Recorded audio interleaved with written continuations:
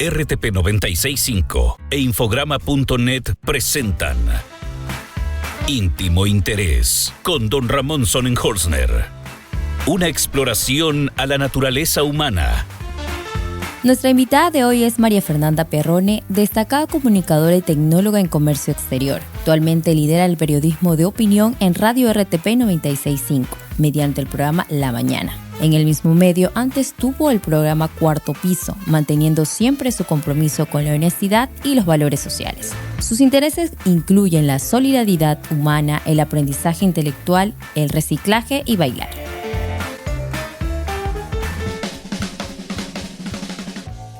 Nuevamente, un programa de íntimo interés. Y hoy día trataremos con María Fernanda Perrone sobre la profesión y la imagen. Ese tema que sobre todo la gente que está en pantalla llega, porque quienes hacemos radio sin pantalla o quienes hacíamos radio sin pantalla, podíamos ir en short, inclusive hasta en ropa interior, que lo escucha lo único que tenía era la voz al frente. Pero quien se enfrenta a la cámara y quien nace de la radio como María Fernanda Perrone, que ha tenido ya más de 20 años de trayectoria en el mundo de la radio, hizo ese cambio. Y ese cambio de tener que ir más temprano a un programa para que la arreglen, para que la pongan, de mantener esa imaginario frente al público, ¿cómo se hace? ¿Cómo se desarrolla? Y bienvenida. Gracias, don Ramón. Qué placer conversar con usted. Mire qué curioso, porque tengo los dos mundos. De hecho, yo siempre en materia de comunicación hablada, dije, la radio me preparó para la televisión, pero nadie me preparó para la imagen en televisión. Y es la primera vez que yo me voy a referir al tema. Es como si te choca y te cuestionas si estás hecha para la pantalla o para la imagen. Porque hay una idea de belleza que debe ser la que aparezca en esa pantalla, que no es la mía, ¿no? Porque esa era la realidad. No era la cara de televisión, no soy el cuerpo de televisión, y era una lucha interna. Esta transformación que te hacen cerca de 45 minutos, una hora, para mejorar tu imagen, incluso para verte como lo que no necesariamente es. Para mí fue todo un proceso en el que en algún momento acepté que iba a preocuparme más por lo que decía, de por cómo me veía, porque aceptaba que no era un rostro ni un cuerpo para esta televisión. ¿Usted siente que su apariencia abre puertas o que a veces la encasillan? Corro el riesgo de ser encasillada siempre por la apariencia o por el pensamiento, cualquier ser humano. Pero hay algo que me queda, qué pena lo que voy a decir, pero esto de que como te ven te tratan sí pesa. Y como te ven te tratan no significa necesariamente estar con algo de marca o costoso, sino siempre bien. Para mí significa eso. Sí puede cerrar la puerta en algunos sectores. Ahora, más pesa la capacidad de sentirse bien o la capacidad de realmente estar vestida. ¿Qué pesa más? ¿El estar vestida o sentirse bien vestida? Es que si tú no te sientes bien, no importa lo que tengas puesto encima, don Ramón.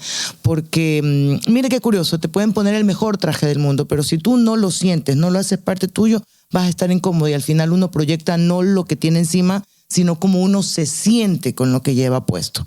Eso lo aprendes muy rápido. Entre sus colegas, mujeres y hombres también, ¿cómo es eso de la imagen? ¿Cómo se sienten? ¿Cómo ha sentido alguna anécdota en que la imagen haya impulsado demasiado el narcisismo del sujeto que esté viendo, o lo inverso, que es... Bueno, a mí me pasó una historia, ¿verdad? Yo recién comenzaba la televisión y algo había salido aquí en mi párpado, una cosa que no se veía agradable y en pantalla menos. Pero era muy costoso hacerme esta intervención y una compañera que ya tenía años haciendo este trabajo dijo, bueno, para mí eso no es un gasto, es una inversión. Y con esas dos palabras marca la diferencia entre alguien que no vive de la imagen versus alguien que hace de la imagen también parte de su capital. Porque debo decir que aquellas personas que trabajan con su rostro, con su cuerpo, no son exclusivamente eso, rostro y cuerpo. Hay muchas profesionales y hombres que dentro de esta cantidad de imágenes que proyectan con ropa, con fotos, son seres que expresan también sentimientos e ideas. No solamente se limita a eso. Ahora, creo que con todas las herramientas que se está presentando científicamente, las personas están muy enfocadas en verse muy delgadas y muy jóvenes. Y le voy a traer algo que escuchaba un análisis de una socióloga colombiana, muy interesante, una mujer interesante. Ando que busco el nombre porque sale y solo da un adres, pero el tema era interesante. Y ella hacía una comparación de imagen entre esta visión de Ronaldo y Messi, y son unos productos pues para vender ropa interior, para vender el mejor champán del mundo, para vender cualquier cosa. Y por el otro lado presentaba a este delantero de Noruega como un troglodita, como un hombre salvaje, como un asteroide que aparece en el mundo, generando toda una contraposición a lo que normalmente los medios de publicidad exigen. ¿Cómo ves esos contrastes? Porque hay carisma. Y el contraste es importantísimo, don Ramón. Si no, ciertas personas que no reúnen las características físicas de la estandarización de la belleza nunca podrían aparecer. Pero ahí es cuando usted me preguntaba qué pesaba más, la imagen o el ser. En este caso, este señor es el ser. Yo sé, se refiere al delantero de Noruega. ¿Y por qué se me va el nombre? Qué mala memoria que tengo. Se me está pegando el alemán.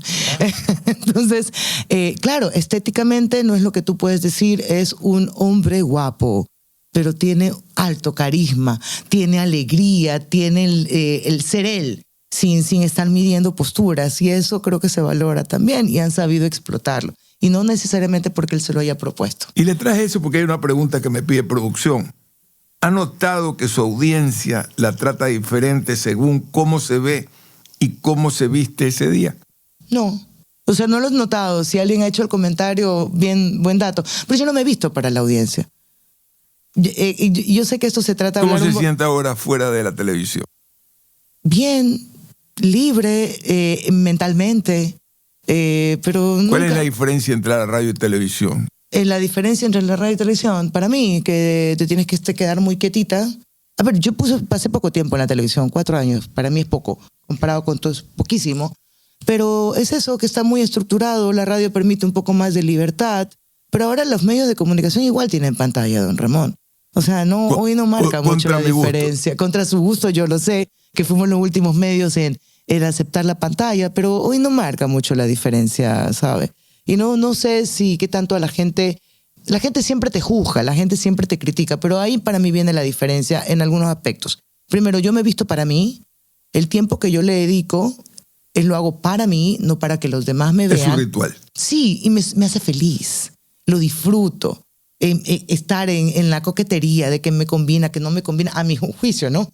Sin hacer, sin validación de los demás. Es algo que yo disfruto, que me gusta, y estoy sujeta a la crítica y la acepto. Una vez que usted está sujeta a la crítica y la acepta, ya dejas de ser ese ser vanidoso perfecto. Eres un ser que le gusta dedicarte tiempo, nada más. ¿Ha tenido que cambiar su look por exigencia del canal o de la radio? ¿Y cómo fue esa conversión? No, en el canal nunca me lo pidieron. Para nada. O sea, hubo pulir, ¿no? Pero no es que me dijeron tiene que pintarse el cabello, tiene que bajar de peso. No, en lo absoluto. Jamás. Y en la radio, pues no. En la radio pero para nada. Ahora quizás ahora que hay pantalla a lo mejor. Pero a mí me cuesta. Yo alguna vez me invitaron a ser parte de un canal de televisión y me hicieron ¿cómo que le llama cuando uno da la prueba? La prueba de cámara, ¿qué? Eso cuando vas a hacer el piloto. Y la verdad es que me llamaron de nuevo. Y le dije, no, gracias. No renuncio a la radio. A mí me pasó algo en el piloto, don Ramón. Diga. Estábamos sentados ya todos ahí listos para hacer la prueba, el arrancón, y alcancé a escuchar a alguien que sí sé quién es, pero no amerita decirlo, le decía al gerente, ¿y qué hace esta mujer ahí? Esta mujer, yo. Porque claro, insisto, no era cara ni rostro de televisión. Y lo que le contestó, que me golpeó, pero acepto la realidad como es. Entonces esta persona le dijo, ya vas a ver. Me pasa que luego de unos meses hago la entrevista con en ese momento, el presidente Guillermo Lasso, y esta persona se me acerca y me dice, ahora entiendo por qué estás aquí. Y para mí el mayor mérito, y esto no me importa la validación de los demás, es que la gente te reconozca en la calle, que no hable de lo físico, sino que mencione lo que tú dijiste en la televisión, que es complicado, porque la televisión es imagen, que la gente esté consciente de lo que tú dices, para mí fue un plus. Y logré eso en algunos corazones o en algunas mentes, incluso en la misma gente del canal. Ahora, Sí, fue un cambio. Usted pasó de una radio eminentemente política, un programa eminentemente político y filosófico, a un programa que no era su género. Era todo lo contrario. Era todo lo contrario, pero desde ahí también se hace construcción. Yo estaba en la decisión... Y de ahí se aprende también. Pero yo aprendí muchísimo de todas las personas que estaban alrededor. Yo pedía instrucciones y tuve mucha gente buenísima que me acompañó en esta formación. Pero lo que le digo a don Ramón, que al final uno ve desde el espacio que está, ¿qué puedes hacer? ¿Cómo aportas? Lo que nunca perdí, ni en la radio ni en la televisión, fueron mis principios y mis valores. ¿Alguna vez has sentido que su contenido intelectual pesa más o menos que su imagen? No, pero he sentido que mi contenido es muy pobre comparado con otros. Y eso me ha empujado a prepararme más. Yo tomo nota de conceptos que no conozco. Lo hago en mi cuadernito. Temas que ustedes mencionan o un entrevistado mencionó, yo lo anoto y digo, ignoro esto, voy a prepararme. Y cuando hay otras personas en el panel y yo veo la cantidad de conocimiento que tienen, yo digo, estoy muy lejos de eso, tengo que esforzarme más. Eso sí me pasa. Eso es como entender que somos eternos aprendices, no eternos maestros. Yo lo soy. Eso es fundamental en la vida. Que lo que dice importa menos que cómo se ve al decirlo. ¿Cómo ves? ¿Qué importa más? ¿El decirlo o cómo se ve al decirlo? No la sé contestar, pero sí sé que importa cómo se lo dice. Porque hay una escala de valores que se le da a la exposición que uno hace. Según estos científicos, el 7% es la palabra, de valor, de importancia. El 35% cómo se lo dice y el 55% más o menos, don Ramón, es la forma en la que uno lo proyecta. Entonces, no necesariamente es solo si eres bonito o no, sino certeza, gestos, silencios, ladeos, pausas que uno hace. Así que tendría que evaluarlo cada persona. No lo sé. A mí ¿Le cuesta ceder la palabra? Hartísimo. Muchísimo. ¿Roba la palabra o no roba También la palabra? soy robabaser. Con el tiempo me he ido moderando. Me cuesta porque entendí que no tengo ni la última palabra, ni es completo, ni los temas se agotan. Y cuando no dirige el programa. Siento que me ahogo, quiero mi cuarto piso. Aprendes a jugar, pero reconociendo que juegas en otra posición. O sea, yo no me miento, yo disfruto de los espacios en los que estoy. Unos dirigiendo, otros receptando la pelota. Y así es el mundo. ¿Sí? Así yo, para mí no es una amargura. Entiendo la posición que me toca y trato de hacer lo mejor posible, pero sí siento que me quedo con 1.000.000 preguntas y palabras. Eso es verdad. Y usted lo sabe. No necesariamente que sean preguntas y palabras importantes, pero yo me quedo. ¿Cómo llegó a la radio? La radio llegué por accidente y por una... Nunca se lo he preguntado. Por un desamor. Sé cómo llegó por un desamor. Por un desamor. Sí, en realidad la primera radio que estuve, don Ramón, fue porque vine de un rompimiento y no tenía nada que hacer. Y no recuerdo ahora qué pasó, fui a una radio en la que hacía un programa que se llama Roll for All. Y luego me pidieron que vaya a hacer las prácticas en el noticiero, solo radio. Pues me duró un mes nada más. Hasta que alguien, el primo de mi profesor de teatro, me dice, oye, tienes buena voz, deberías ir a Sucre. Ahí comencé en Sucre. Estuve en Sucre, igual que yo. Hice arrancas en Sucre. 2 meses de pasantía, estuve en Cupido, hacía la música, el programa musical, tenía el noticiero de la tarde y también hacía noticias del domingo. Pero ya cuando pedí que me pagaran sueldo, ya me dijeron que no, entonces ya, ¿para qué? Ya había hecho 2 meses de pasantía. Y en algunas dependencias, digamos. ¿Y dónde fue la primera vez que en radio ganó plata? Con Clever Chica Zambrano. Y aprendí la cultura radial, la puntualidad, el paso, el tiempo, el micrófono. Él me dio la oportunidad. por años. Hay que mandarlo a César Pérez Cordero, entonces, a donde Clever Chica. 20.000 horas. Para que aprenda la puntualidad. Sí. Clever Chica fue el espacio que yo tuve pagado, en el que fui creciendo, que pasé de leer noticias y servir café a poder estar más leyendo noticias. Pero, en realidad, el brinco que yo doy de pasar de leer a generar opinión, en lo cual soy muy mala porque me cuesta hilar, y siento que no tengo la argumentación suficiente, fue en Radio Tropicana cuando me da usted el chance de hacer entrevistas, que lo recuerdo claramente. Estábamos en una entrevista, era vía telefónica, y el entrevistado, yo lo presento, el entrevistado se queda un poco enganchado con la voz, y usted dice, pregunte usted, María Fernanda, que parece que el entrevistado le ha gustado su voz. Yo no sabía ni qué preguntar, porque no me había preparado para eso. Aprendí a prepararme. Por sí o por no.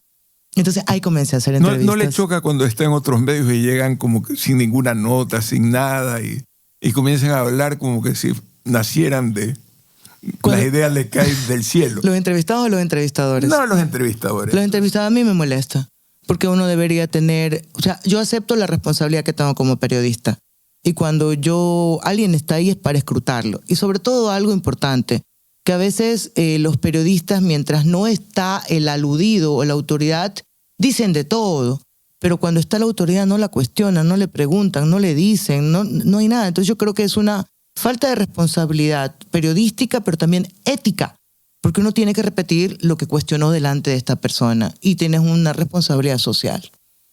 ¿Cree que su imagen es lo que hace llegar a la gente, o lo que la gente recuerda de usted cuando apagan la pantalla, en el caso de la pantalla, y en la radio sería ¿qué le queda de recuerdo a su radio escucha? Le puedo decir cuando apaga el radio. En absoluto. Ni siquiera en radio ni en televisión. La gente de radio estaba comprando libros cuando vivía todavía en Vía La Costa. Esto tiene que haber sido hace unos 10 años. Y estaba haciendo la fila y yo le digo, señorita, por favor, y se vira alguien y me dice, usted es María Fernanda Perrone. La voz. Y la gente, porque claro, yo no es que iba, después del canal iba transformada igual como me dejaban, impecable, linda, peinada, no. Yo iba como María Fernanda Perrone, como lo que soy. Y la gente yo estaba X comprando y hablaba y la gente me decía, uy, usted es la de entre ellas. No la reconocí, pero por la voz sí. La gente se queda con la voz. Sí, su voz. Y me he pasado, hemos trabajado tantos años juntos, que la gente tenía fascinación por su voz. Tiene una transmisión de inteligencia y de sensualidad. ¿Siempre fue así o hizo un proceso para manejar su voz? Yo nunca he entrado por ese proceso de clases de voz. Yo tampoco, nunca las he tomado. Nunca las he tomado, pero creo que es un arte para la manipulación primero, que ejercía desde chica. Entonces ya sabía, papi, por favor, si no me da permiso ahorita yo no vuelvo a preguntar. Y los ojitos, y parpadeaba. Entonces era una forma de manipulación. Pero me ayudaba mucho la lectura y luego clases de teatro que tuve en el colegio. Pero no es que nunca dije voy a modular. ¿Cuánto pesó en su formación, Pancho, su papá? Todo. Mi papá era todo. O sea, desde la parte más positiva que debo tener hasta la parte más negativa que debo corregir. ¿Cuál es la parte más negativa que tiene? Administración de mis recursos económicos. Sí, ¿no? Sí, papi no sabía ahorrar. A pesar de que recibió buenas clases usted. Yo tengo asesores aquí que ya aprendí a ahorrar, ya aprendí a administrar, pero papi no sabía nada de eso. Papi sabía leer. Sí, pero no eso. Mi papi era, pero más allá de la cuestión académica, que yo le decía, papi, pégese su cabeza a la mía a ver si por ahí migran algo de pensamientos, son los valores, son principios. O sea, la solidaridad. Yo creo que si algo me enseñó mi papá, y es lo que yo más pondero, que te hace ser otro ser humano, es ser solidario con el otro. Eso. Para mí ahí parte todo. Y se los estoy enchufando en el cerebro a mis hijos. ¿Y Carlos Vera? Carlos Vera, maestro. ¿Qué significó para usted como maestro? Maestro, exigente. Me hizo descubrir cosas que yo no conocía. Por ejemplo, que podía escribir. ¿Ya? Comencé a hacer otro tipo de tarea, que era la de asesorar, escuchar, dirigir. Me tocó ir a dirigir mi primer mi espacio político contratado con un X, gracias a Carlos Vera. Carlos Vera puede ser muy exigente, pero vaya que aprendes. Te vas con escuela. Y nunca fui maltratada, entonces no hay problema. Que tiene ese grado de agresividad. Usted no no percibió lo que para otros es un maltrato, que es la exigencia, ¿no? A veces pasa eso, hay gente con la primera exigencia ya dice que eres un ogro, eres tal cosa. No. Recuerdo mi primera entrevista con Carlos Vera en Coavisa. ¿Cómo fue? Cuénteme. Todo el mundo me advertía, no te vas a dejar hablar. Entonces yo creo que a partir de ahí me volví epigrámico. ¿Ya? Porque aprendí que cada espacio tiene un lenguaje. Sí. Y tú si lo quieres aprovechar, sabes que la televisión es egoísta. Sí. No hay cómo hacer como hacemos en la radio. Aguanta 10 minutos más que después lanzamos los comentarios. No. Porque es más artesanal. Todo eso está estructurado en un tema. Y me ha ido siempre bien con Carlos Vera. A él de vez en cuando me invita porque le gusta de vez en cuando un disruptor, entonces me invita a mí para que para decir lo que él no puede decir. Cuando se aburre de las cámaras de eco. Yo digo que él me invita cada vez que lo que no puede decir por razones obvias, me lo carga a mí, me lo deja ahí. Y mire, no deje de ir, don Ramón. Pero no me ha invitado, así que ahora último. Así que. Pero mire qué importante que usted dice, porque en la vida, como en los espacios de comunicación, uno tiene que adaptarse a lo que tiene. O sea, en la televisión tus respuestas no pueden ser más de 30 segundos. Aquí en la radio tenemos respuestas puchica de minuto y medio, 2 minutos que hay que adaptarse. Casi es un documental lo que hacemos en la radio, pero lo interesante de la radio para mí siempre ha sido que hay como no hay imagen en el 99% de lo que nos escucha, porque ningún medio de radio hace realmente televisión, está haciendo una transmisión. Y yo sigo pensando como radio. Es decir, imaginando sonidos, silencios que lleguen al radio escucha, porque la radio no tiene apuro. No en tenemos. Cambio el otro es taca, taca, taca, taca, taca, taca, taca, taca. No hay silencio. La televisión era así, no podías quedarte callado. No hay silencio. No. El silencio es 2 segundos, 3 segundos, 4 segundos, lo traducen en plata. Y dicen el segundo a tantos $, multiplicado, hemos perdido todo entonces. Sí. Va por ese ánimo, ¿no? Va por ahí. ¿Y usted piensa que la radio sobrevivirá como radio clásica? Como esta forma, este formato que tenemos, que ya tiene más de 100 años, ha evolucionado en ciertas cosas, pero son 100 años que la radio es el lenguaje que le habla al oído, y sobre todo a las mujeres. Sí, ese es nuestro órgano más sensible. Estamos viviendo tiempos muy rápidos, don Ramón, de desarrollo, de tecnología, de apatía también, de querer ser tu propio constructor, ya no esperar que otros construyan, me refiero a la comunicación, pero no podría decirlo con certeza. La radio, sin lugar a dudas, así como la televisión, que se pensaban muertas, siguen estando vivas. Lo que nos toca es adaptarnos un poco al momento y ver qué plus le podemos poner. Yo no creo que la radio vaya a desaparecer. Yo la veo difícil que desaparezca. Naciones como Argentina o como España, y es cultural, no han desaparecido las librerías. Los gringos sí la han desaparecido. Creo que al final sí como cultura. Recuerda que ya parecía la muerte del libro, que salieron todas las tecnologías. Yo no sé cuánto, ¿ves? Una estadística que habría que revisar cuánta gente lee en estas pantallas. Bueno, hay gente que lee en pantalla, pero no ha dejado a las 6 de la tarde la Casa del Libro, FNAC, cualquier librería de Madrid comienza a llenarse de la gente que se ha trabajado a comprar una novela. Obviamente a lo mejor cambiaremos al tablet en el tiempo, porque se conserva más el documento, pero el libro todavía sigue siendo libro, y la gente joven en esos países, doy fe, que sigue leyendo. Y la radio seguirá para mí siendo radio. De eso estoy convencido. Sí. Yo veo que países como España, obviamente, los españoles, los mexicanos, los argentinos, tienen líderes radiofónicos de peso. Los colombianos. Buenísimos. Son los liderazgos. Quizás eso es lo que nos falta, don Ramón, porque si usted un poco hace la revisión por dial, cuando usted escucha los editoriales o los introitos, son muy pocos los periodistas que lo hacen, pero más allá de ese momento particular de la comunicación, ese referente de periodista que no tiene inclinación, o sea, que su corazón no se traduce al momento de hacer su análisis, lo deja por fuera. Eso nos falta. Nos falta.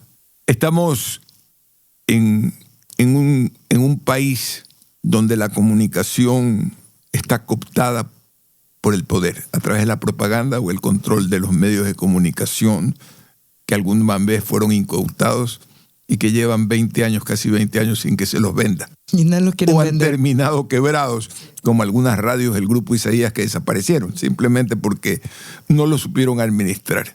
¿Qué lectura le da a ese proceso de que llegue un gobierno de izquierda o derecha?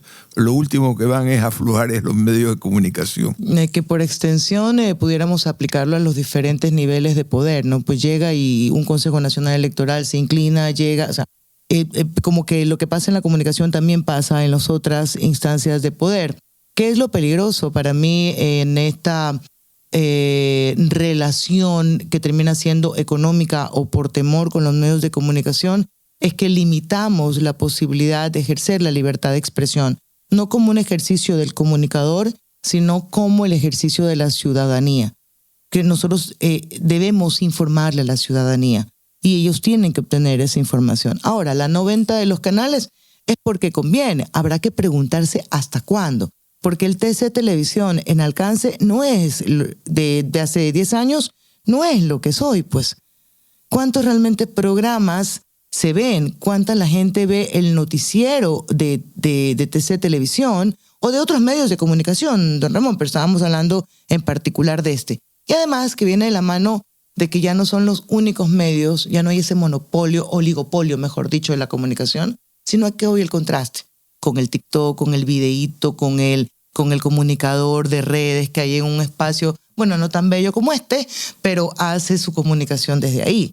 O sea, no es tan sencillo o tan rentable seguir manteniendo estos medios públicos al servicio de ningún poder. Esa imagen de sobrepoder de estas instituciones ha caído, es imaginario, ¿no? Sí, totalmente. A mí la gente me decía, ay, pero es que yo no veo televisión.